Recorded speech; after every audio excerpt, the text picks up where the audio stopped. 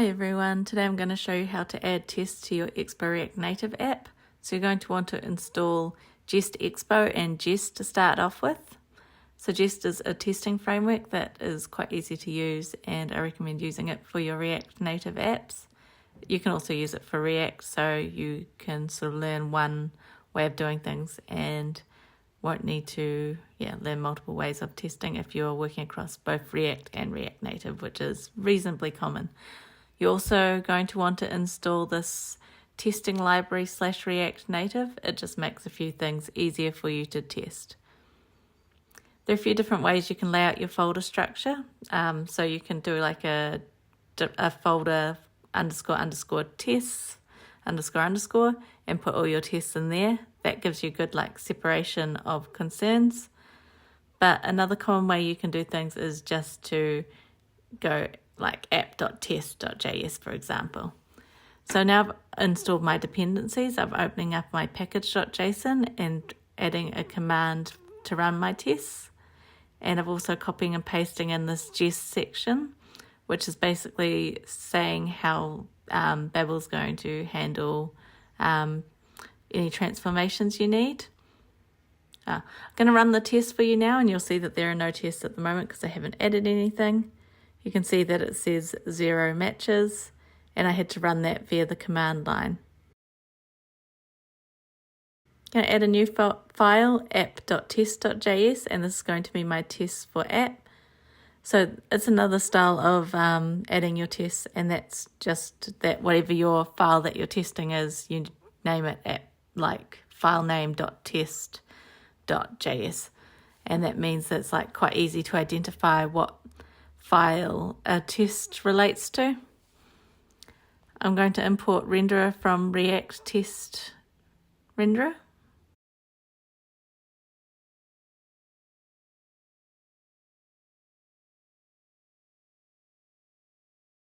And I'm going to import app.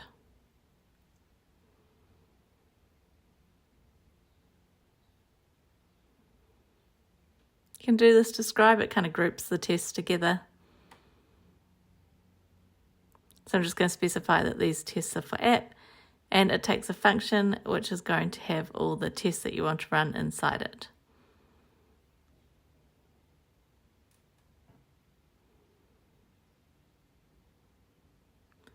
I can describe my test using it, and then I can say what I'm testing. So I'm testing it has one child. And then I can run write my test code inside here.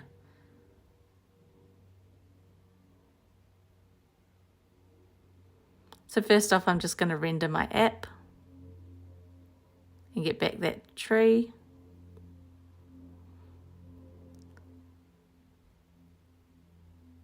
Then based on the result of that render, I can get the children, and I'm going to get the length of the children. And then I'm just going to check that it equals 1. So I'm saying I expect the length to be 1. You can see how it's quite readable, and when I run those tests it actually goes past. But you can actually install an extension if you're in Visual Studio Code, and I'd recommend installing that. It's this one here, Jest by Author. It's got 1.7 million downloads, quite popular. But basically, if you make any changes, it's going to rerun your tests, and you'll be able to see if they're passing or failing. So this can really help with test-driven development. You could write your tests in advance and specify basically what your requirements are through the tests, and then you could write code until it passes, basically. You can also set a breakpoint when you've got this plugin installed and really easily debug to see why things aren't matching if there's any issues there. So like I said, it's a really good plugin, and it'll make your dev experience a lot better. I'm going to add another one. So with Jest, you can take snapshots and check that the UI is rendering the same, basically.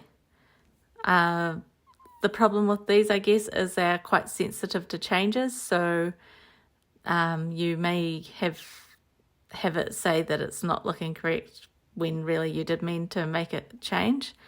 So more specific tests can be typically more useful. But it's a good thing to have in your tool belt. Maybe it's just an extra validation you have.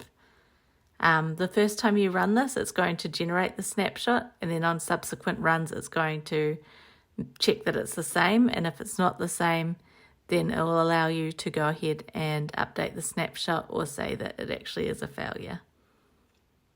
Now I'm going to add another folder for my components, and inside that I'm going to add some components and add some more tests for those. They're just going to be examples. I'm not actually going to use them inside my app, but I just want to show you how to test different things. So first off, I've got this button, and I want to be able to test that this onPress function that gets passed in as a property is actually called. So I'm going to create a file, mybutton.test.js.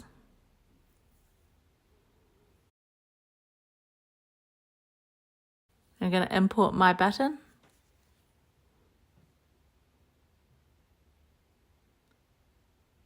I'm also going to import render and fire event from the React Native testing library.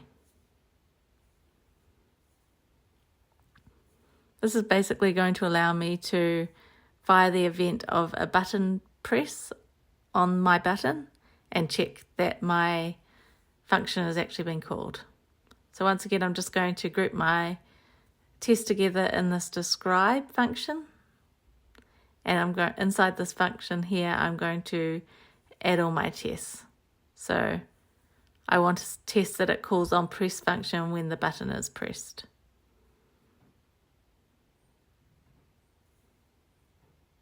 And then this is the logic behind the test inside this function here. So I'm going to create a mock function, and to do that you can use jest.fn, and it's just going to create a mock function, and you can check that that's been called.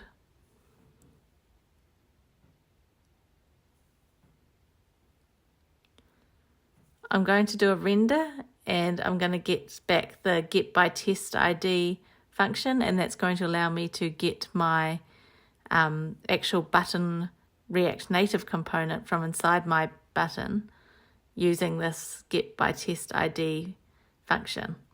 And you can see that I pass that mock onPress function into my button as the onPress property.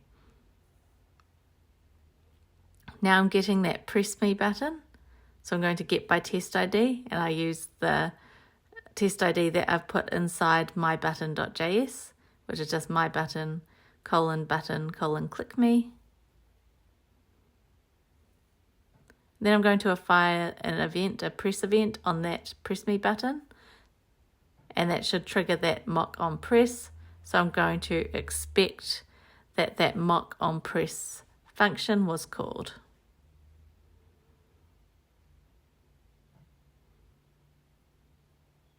So I expect that it's to have been called. You can see that's all quite readable, and you can kind of understand what that's doing from the function names, and my test is passing. I'm going to show you that it wouldn't just work if I if that mock onPress wasn't called. So you see, if I pass something different to the onPress function, then it doesn't work. So you can tell that you can tell that it's all synced up correctly to that actual button inside the mybutton test component.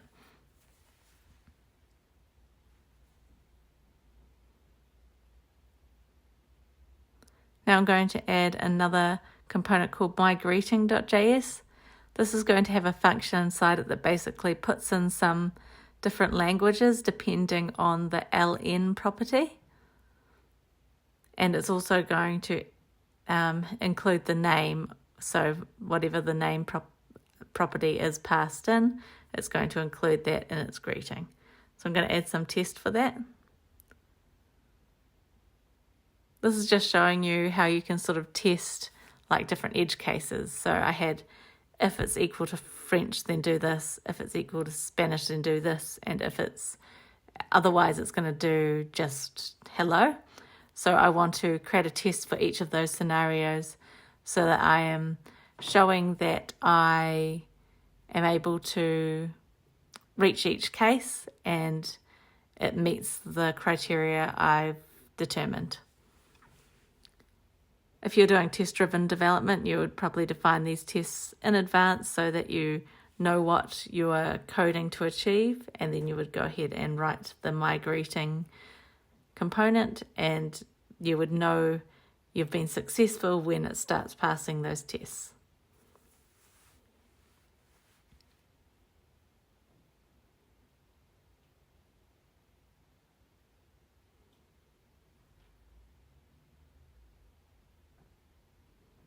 So the first test I'm going to do is for French.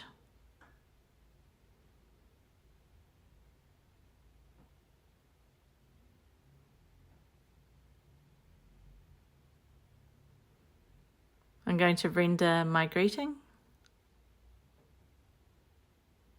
I'm going to get the get by text function, and that's going to allow me to get the component by text, which, because I know what text should display when I pass in language is equal to French and the name is Alice.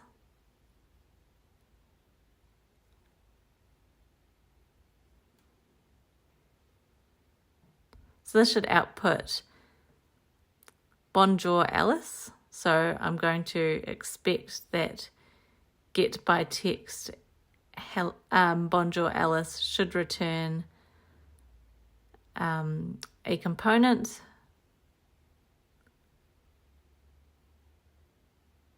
I can check that it does by just saying to be truthy. They'll check whether the values of truthy type and a component would be. You can see that's failing, and I can actually see where the problem is. I can see in my greeting I've actually passed in LB instead of LN. So you can see it actually shows you what the output was. It showed you that the output was hello Alice, and that gives you a clue of where you've gone wrong and can be useful for diagnosing any issues that you actually have inside your code. In this case, it's just an issue inside my test itself. Now I'm going to do Spanish.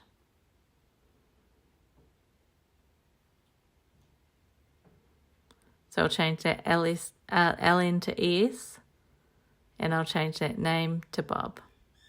And it should say Hola Bob.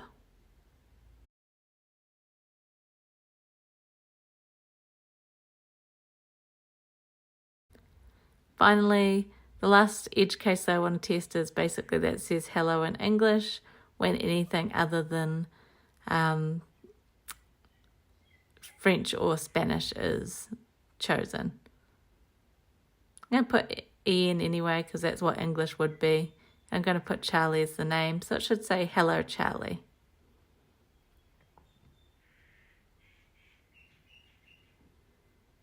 You can see saving that before I'd entered Charlie actually triggered that last test to fail, but you could see that Hola Bob did succeed, and now they've updated to Charlie. It's updated and the test has run and been successful.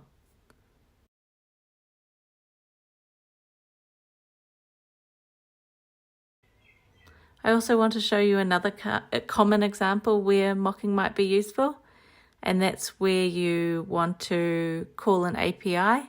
So it might be something that's a bit long running and you might not want to do it inside your tests. So you might mock the fetch, and that would mean that from your tests it doesn't actually call that API, that Heroku app fax API. I've got this cat fact component here that just displays the first cat fact component, cat fact, and if it doesn't, then it says no. If it doesn't have any cat facts, then it says no cat fact.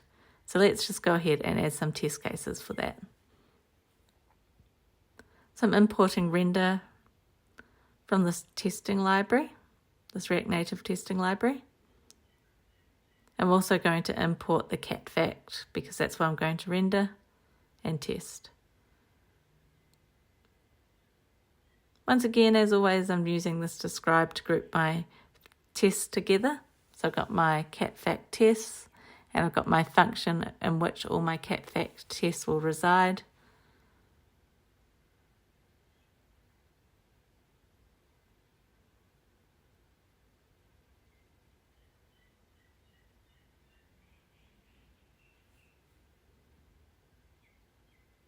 And I'm going to test that it displays a cat fact.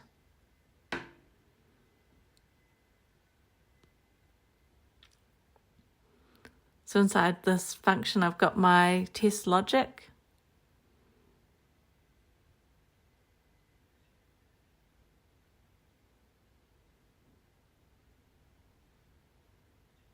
And I'm going to render that cat fact.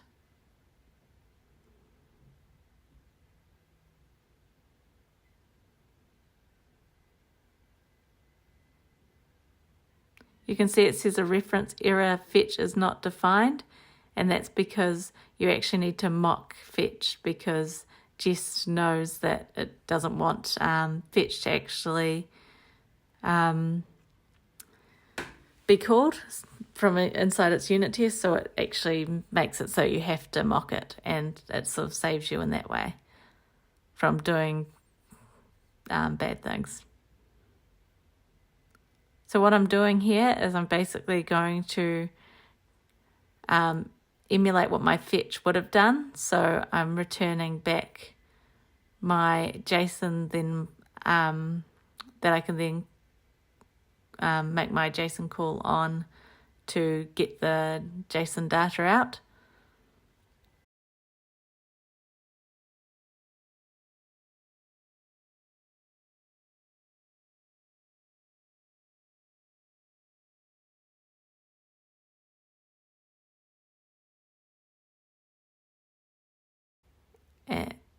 So I'm just going to put a few cat facts in there.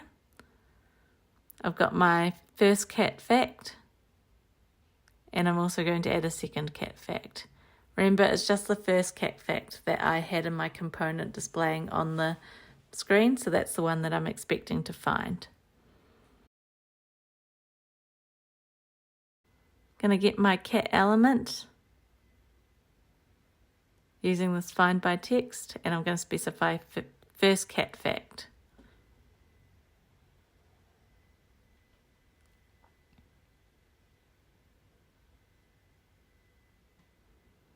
And I'm expecting that to be truthy because I'm expecting it to find a cat element.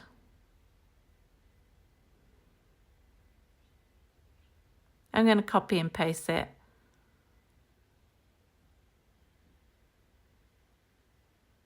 To say that it displays no cat fact, and I'm going to make this array empty, as when it's empty it should display no cat fact.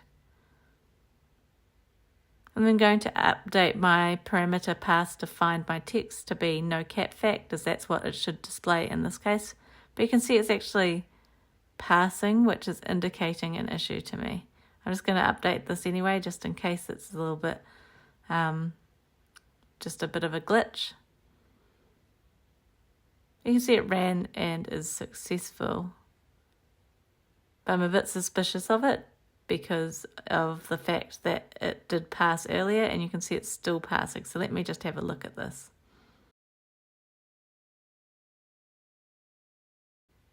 Because I'm wanting to take a look at it, I'm setting a breakpoint, and then I can choose to debug my test. And I'll hit that there. You can see cat element is actually a promise, which means that find by text is actually not returning an element, but instead a promise, which means I would need to await it. So I think we actually want get by text. So that's actually something that you need to look out for. It's using this React Native testing library. That's the find bys are typically return a promise, so you need to await those, and that means that you may encounter issues there. So it might be better in some cases to use get by text or get by test ID. Just try to think that get is getting it straight away and find is a slower operation, and so it is actually a promise. So now I'm doing this get by text instead, and I'm going to expect that cat fact element to be truthy. And I'm expecting this is actually going to work because I'm using get instead of find this time. So you can see I'm getting an issue here where it says that there was no cat fact.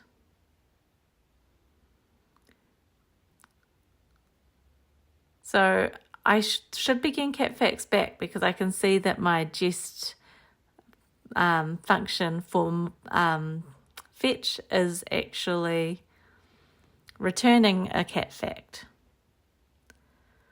But I think what's happening here is there's been an issue with useEffect not being run before the test executes. So what I'm going to do is I'm going to add this wait for function, and I'm going to wait for useEffect to be run. So to do that, I'm just adding this wait for, and I'm going to expect that that fetch function has been run.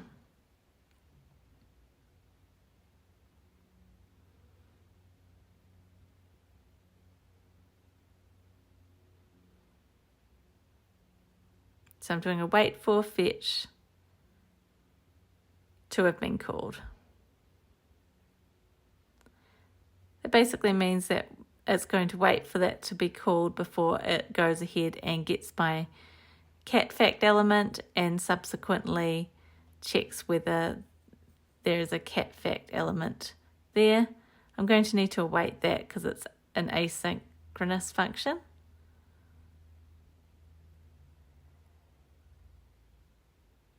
And I'm going to go ahead and mark this function here as async because it's calling await from inside it. So you should see that now no cat facts is failing, but if I change to no cat first cat fact, it should pass because now the fetch has been called prior to me displaying the cat fact.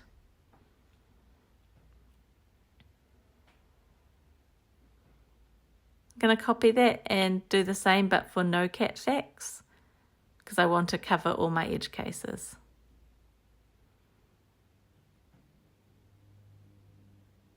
I hope this has shown you a little bit of like a insight into how to go about problem solving any issues you encounter.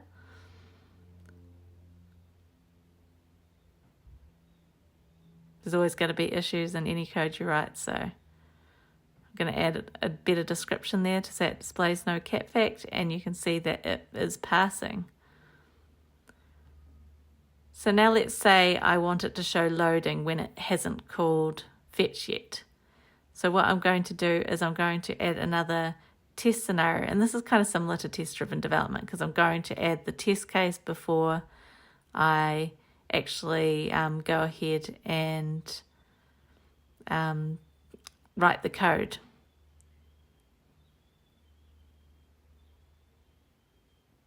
So I'm going to expect there to be text that says loading, but as you know, I haven't implemented this yet in my component, so the test is failing, even though I have not waited for fetch to be called, so it should be loading at this stage. So what I'm going to do is I'm going to check if cat fact data is undefined, and I'm going to set that as the default state before fetch is called. And if it is undefined, then I'm going to go ahead and return a text component saying loading.